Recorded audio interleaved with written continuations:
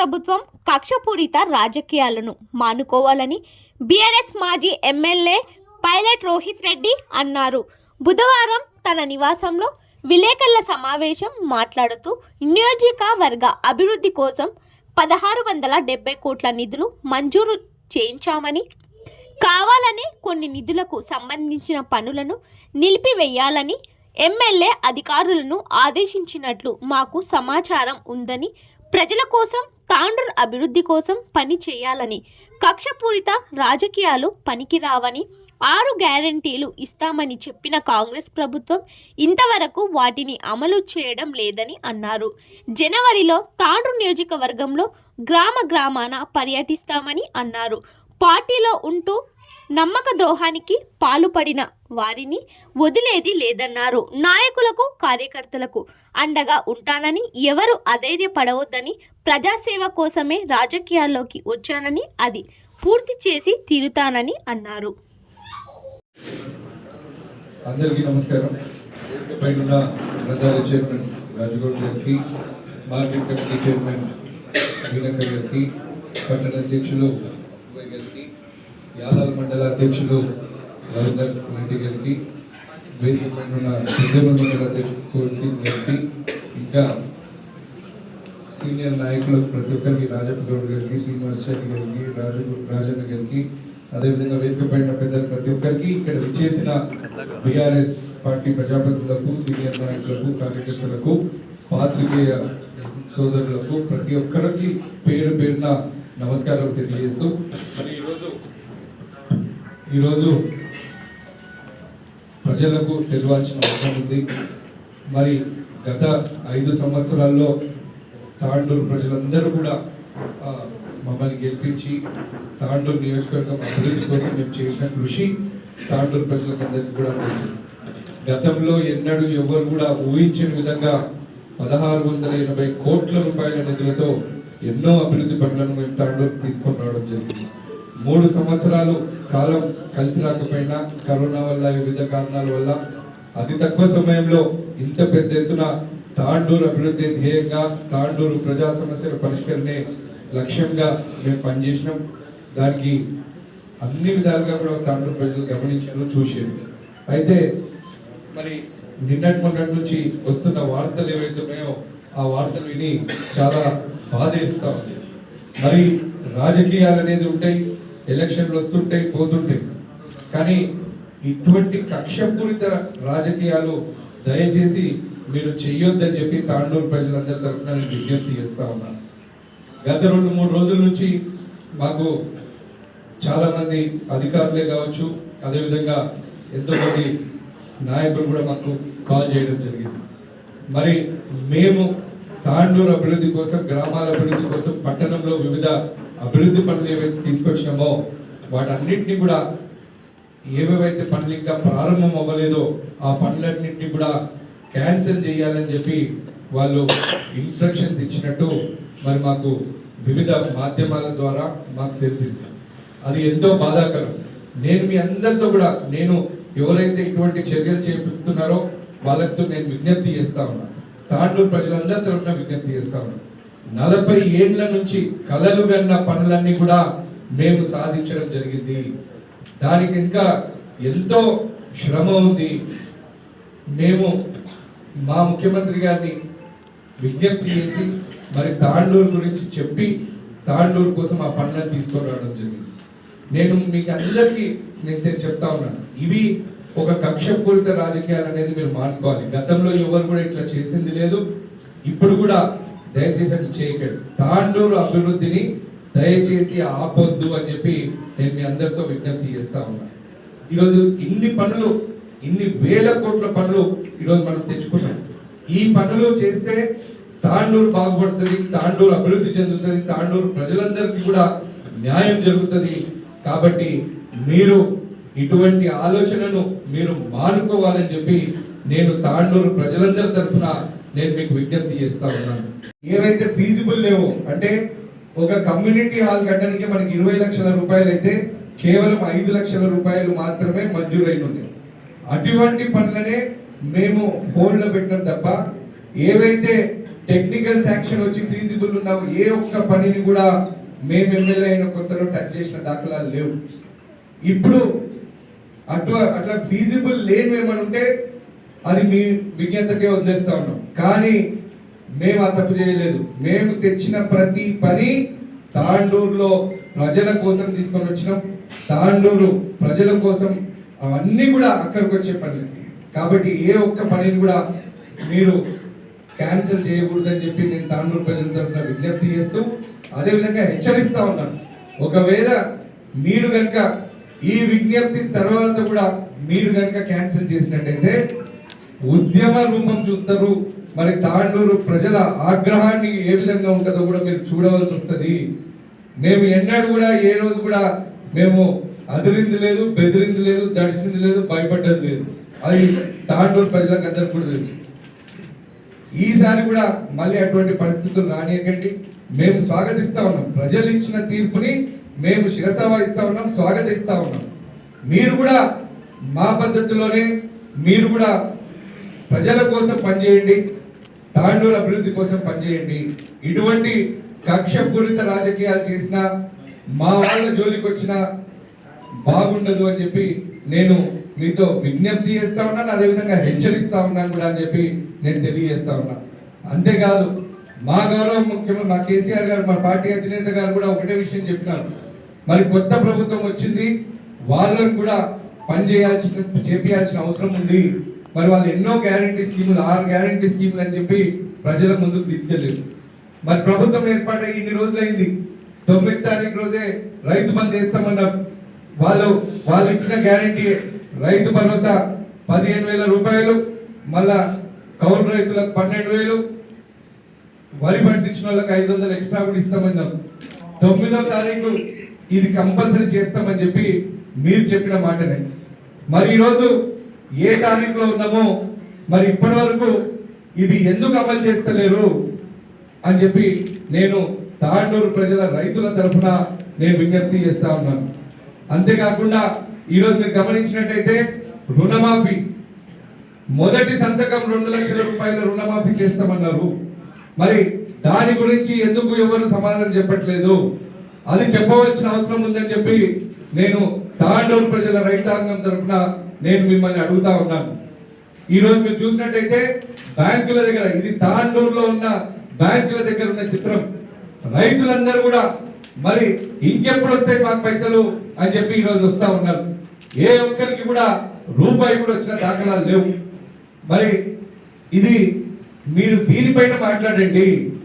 వాస్తవంగా మీరు ప్రజల కోసం మేము వచ్చినాం, ప్రజల కోసం మేము పనిచేస్తామని చెప్పిన వాళ్ళు మరి ఈరోజు ప్రజలు అవస్థ పడతా ఉన్నారు. వీళ్ళది ఏంది అనేది తీర్చండి, రైతులకు న్యాయం చేయండి, రైతులకు మీరు ఇచ్చిన హామీలను మీరు నెరవేర్చడానికి మీరు పనిచేయండి.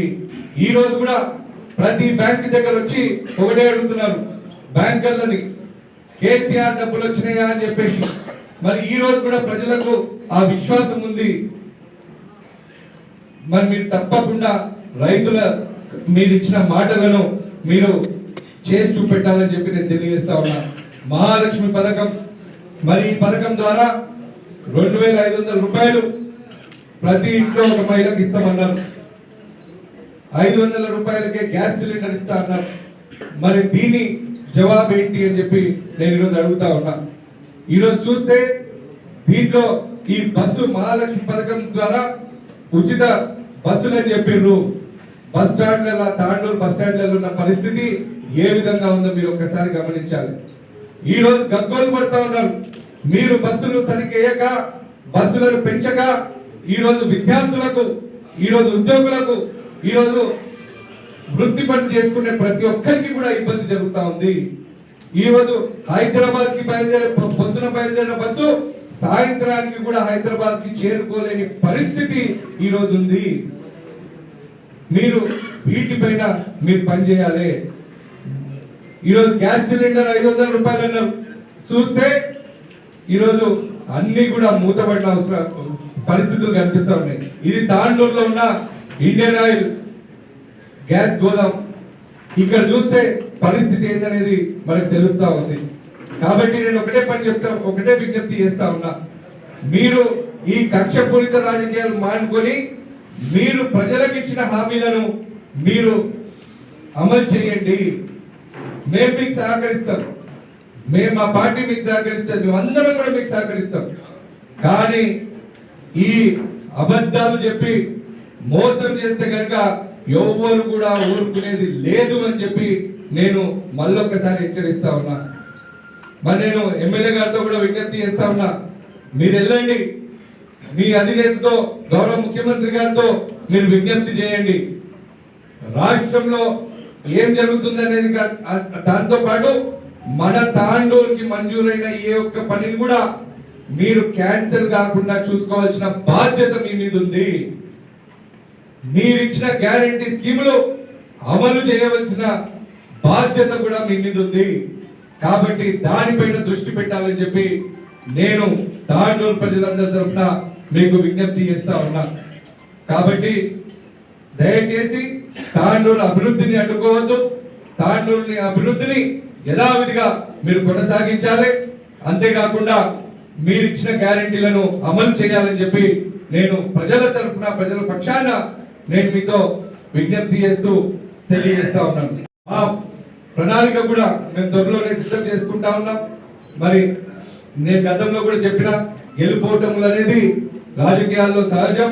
కాకపోతే ఎవరు కూడా మరి ఇక్కడ మేమందరం కూడా ప్రజల పక్షాన ఉంటాం, ప్రజల పట్ల పోరాడతాం, ప్రజల కోసం ఉంటాం, ప్రజల పక్షాన ఉంటామని చెప్పి నేను తెలియజేస్తా ఉన్నాను.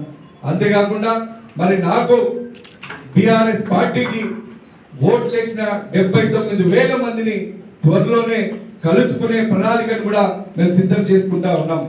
మరి మా ఓటమికి కారణాలను కూడా మేము పరిశీలిస్తా ఉన్నాం. దానిపైన కూడా రక్షణ చేస్తామని చెప్పి నేను తెలియజేస్తూ, మరి తప్పకుండా తాండూరులో జరిగింది ఏందనేది చిన్న పిల్లవాడిని అడిగినా తెలుసు. ఇక్కడ మోసపూరిత రాజకీయాలు జరిగినాయి. అంతేకాకుండా మరి ఎన్నో విధాలుగా ప్రలోభాలకు గురి చేయడం జరిగింది. ఇంకా ఎన్నో కారణాలు అనేవి ఉన్నాయి. రానున్న రోజుల్లో తప్పకుండా వాటన్నిటిపైన కూడా మేము దృష్టి పెడతామని చెప్పి కూడా నేను తెలియజేస్తూ, నేను తాండూరు ప్రజలకు, అదేవిధంగా మా బీఆర్ఎస్ పార్టీ కార్యకర్తలకు, ప్రజాప్రతినిధులకు, నాయకులకు నేను ఒకటే తెలియజేస్తా ఉన్నాను. నేను తాండూరు బిడ్డను, నేను తాండూరు వదిలిపోయే సమస్య లేదు. తప్పకుండా తాండూరు కోసం నా ఆఖరి రక్తం పొట్టు వరకు నేను కష్టపడతా, కొట్లాడతా, మీకు అండగా ఉంటానని చెప్పి నేను మీకు తెలియజేస్తా ఉన్నాను.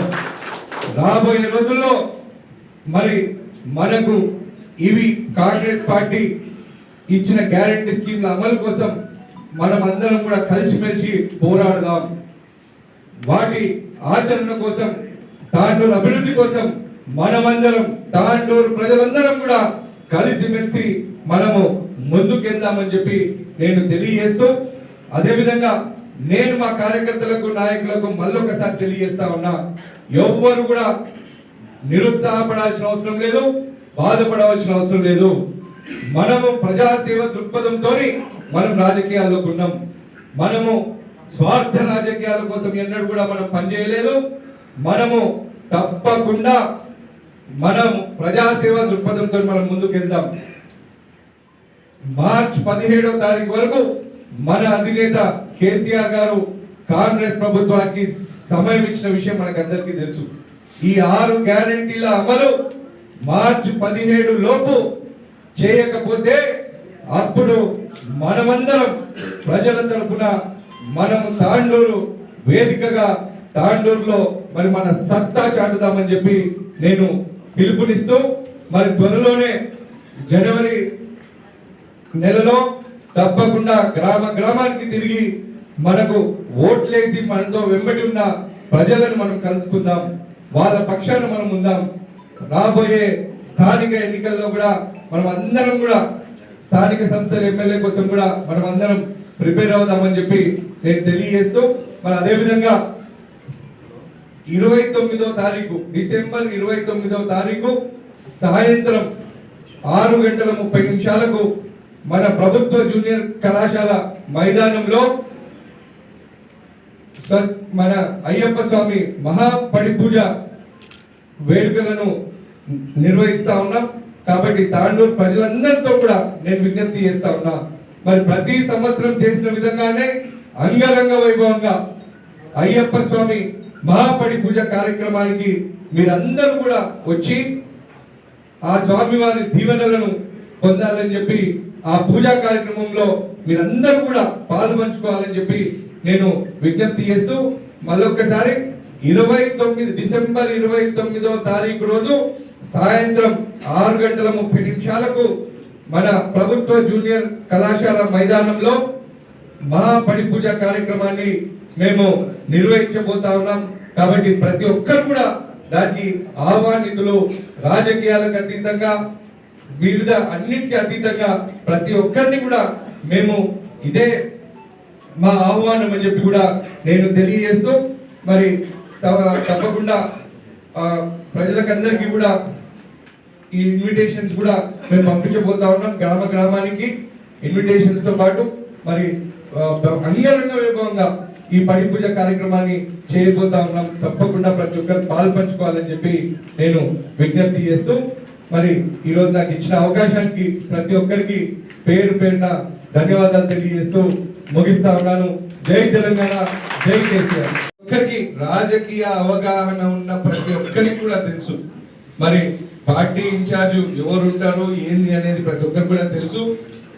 కొంతమంది నమ్మక ద్రోహం చేసిన వాళ్ళు మరి ఈరోజు పార్టీలో కొనసాగుతూ మరి పార్టీ పగ్గాలు కూడా వస్తాయని చెప్పేసి కొంతమంది చెప్తున్నారనే విషయాన్ని తెలిసింది.